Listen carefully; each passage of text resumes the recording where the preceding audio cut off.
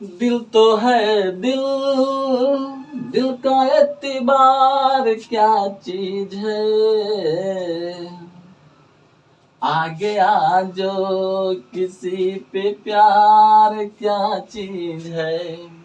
तो हेलो बच्चों, आइए। हेलो स्टूडेंट, तो आइए अब क्वेश्चन नंबर 12 देख लेते हैं। क्वेश्चन नंबर 12 को आप अपने बुक में पढ़िए। कह रहा है कि in a potentiometer arrangement a cell of EMF 1.25 volt. देखो एक सेल दिया हुआ है और जिसका इलेक्ट्रोमोटिव फोर्स कितना है 1.25 वोल्ट है। ऐसा gives a balance point of 35 centimetre length of the wire. देखो इतना अगर इलेक्ट्रोमोटिव फोर्स इसका है तो इसका बैलेंस पॉइंट मान लो कि L1 है और इसका वैल्यू आता है बच्चों 35 सेंटीमीटर पे।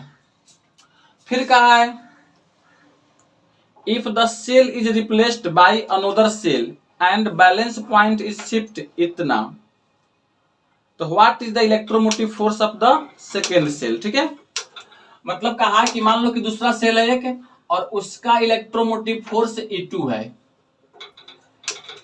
इसका वैल्यू हमको नहीं मालूम है, लेकिन इसका जो रीडिंग है L2 वह हमको मालूम है। वो कितना का है 63 सेंटीमीटर, 63 सेंटीमीटर पे।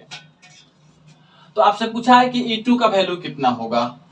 तो बच्चों हमने आपको बताया था कि इसके लिए एक फार्मूला होता है।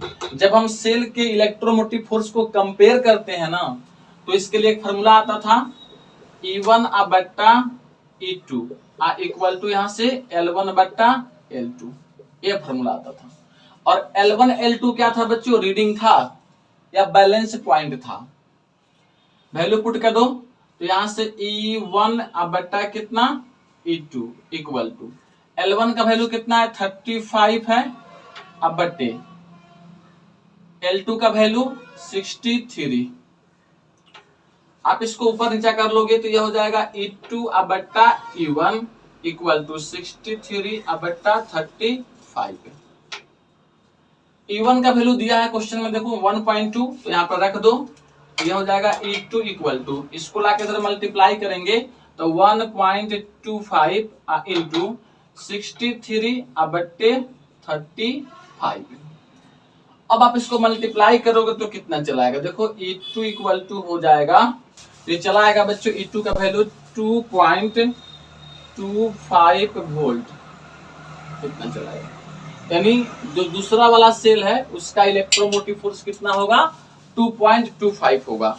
ओके, तो हमें उम्मीद है कि बच्चों यह क्वेश्चन आपको समझ में आ गया होगा। ओके बच्चों, क्वेश्चन नंबर 13 पढ़ते हैं।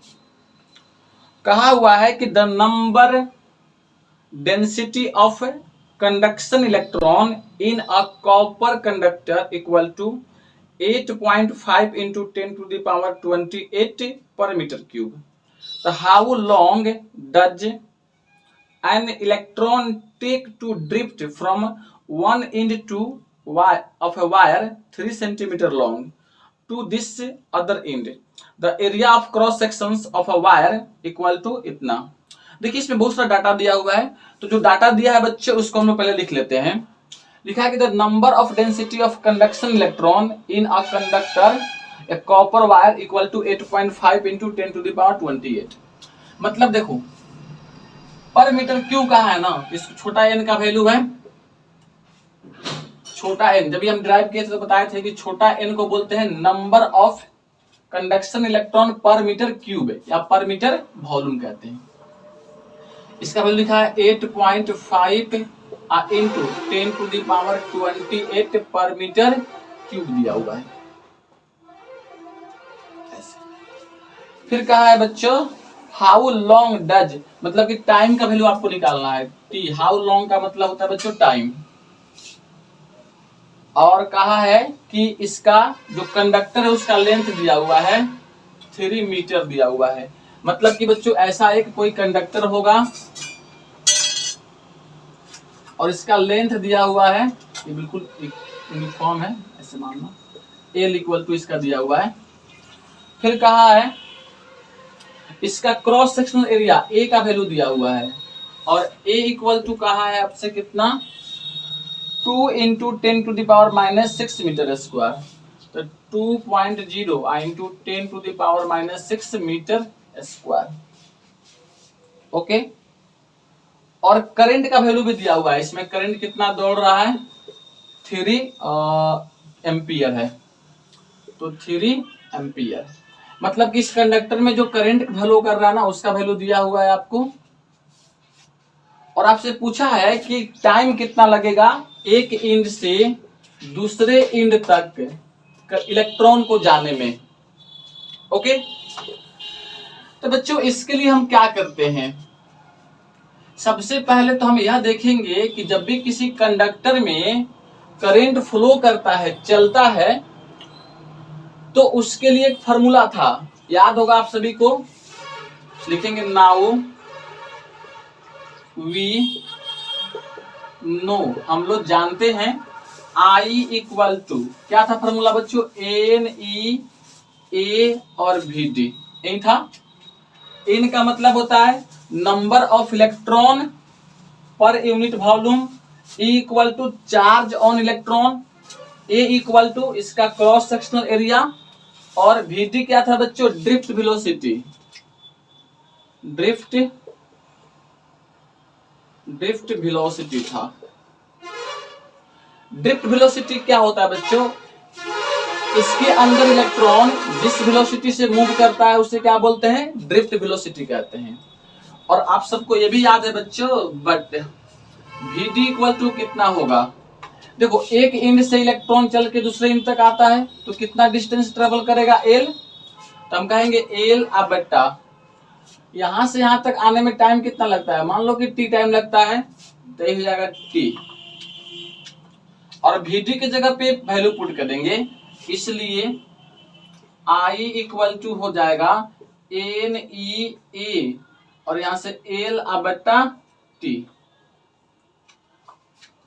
अब इसमें देखो कौन कौन डाटा दिया हुआ है, आई का मान दिया हुआ है, तो रखो यहाँ पे आई का वैल्यू कितना लिखा है, 3 ampere, I equal to N का वैल्यू तो 8.5 इंटू 10⁻28 इंटू ई का वैल्यू आप सबको मालूम है, ई इक्वल टू कितना होता है 1.6, यहाँ पर नहीं दिख रहा होगा, ई इक्वल टू 1.6 इंटू 10⁻⁻90, तो 1.6 इंटू 10⁻⁻90। ए का वैल्यू दिया है क्वेश्चंस में, देखो यहाँ पे 2 इंटू 10⁻6 लिखा हुआ है। एल का मान यहां से यहां तक का डिस्टेंस कितना है, 3 मीटर, तो इंटू हो जाएगा 3, अब बट्टा कितना, यहां से टाइम, टाइम को यहां लेके चले आओ, तो यहां से t इक्वल टू हो जाएगा यह 8.5 इंटू 1.6 इंटू 2 इंटू 3, अब बट्टा में यहां से 3 और इंटू देखो कितना कितना है, 19 अच्छा कितना होगा बच्चों, 25, और यह क्या है बच्चों प्लस में, तो 10 टू दी पावर आएगा यहाँ पे 25, तो यह 3 हो जाएगा ऐसे। अब इसको सोल्व कर लो, तो t इक्वल टू ये 3 से 3 कैंसिल, और यह 16 दूना 32 आएगा, यानी 8.5 into 3.2 into 10 to the power 3। अब इसको हम सोल्व कर लेंगे, सोल्व करेंगे देखो कितना आएगा वैल्यू, 8.5 में मल्टीप्लाई कर लो, 8.5 में आप मल्टीप्लाई करो 3.2 से, तो 8.5 इंटू 3.2,